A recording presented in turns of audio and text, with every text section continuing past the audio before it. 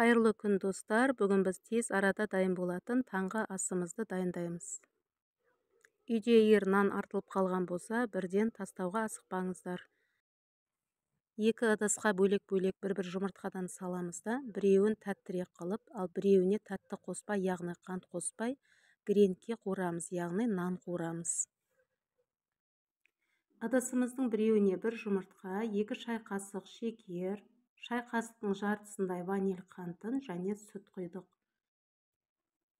Екінші ыдысымызға 1 жұмыртқа, аздаған тұз және сүт құямыз. Бұл екеуін де жақсылап араластырамыз. Табамызға қызарғанша нанымызды қуырып аламыз. Ол үшін осы қоспаға батырып, табаға екі жағын жақсылап қуырып аламыз. Табамызға иісі жоқ кәдімгі сұйық маймен аздаған сары май саламыз. Және орташа отта қуыру керек.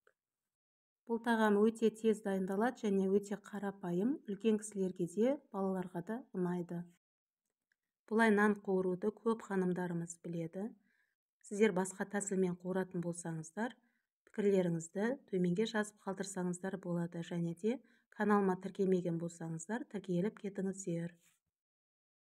Біздің қуырылған нанымыз дайын болды. Бұған аздаған қант қосылған тұғын және иіс келтіру үшін аздаған ваниль қанты қосылған болатын тұғын.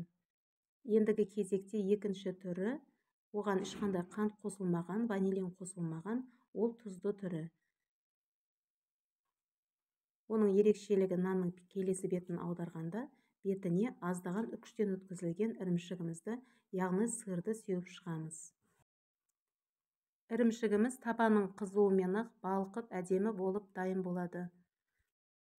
Өте қарапайым және тез дайын болатын бұл тағамды сіздер де дайындап көріңіздер. Лайк басып кетуді ұмытпаңыздар. Назар аударғандарыңызға рахмет. Сіздерге де ас болсын.